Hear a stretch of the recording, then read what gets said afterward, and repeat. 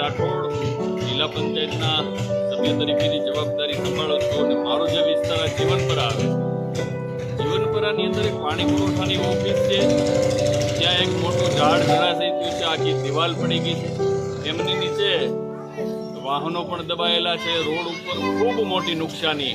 આ વિસ્તારની અંદર કૃષ્ણનગર સોસાયટી જાઓ, ચમાડીનો જાપો લઈ લ્યો, તમે સરદાર સર્કલ લ્યો, આ બધી જ જગ્યાએ ખૂબ મોટા પ્રમાણમાં નુકસાન ગયું છે। ત્યારે હું વિનંતી કરું છું સરકારને આનો તાત્કાલિક સર્વે થાય અને લોકોને તેમનું વળતર મળે એવી હું અપેક્ષા કરું।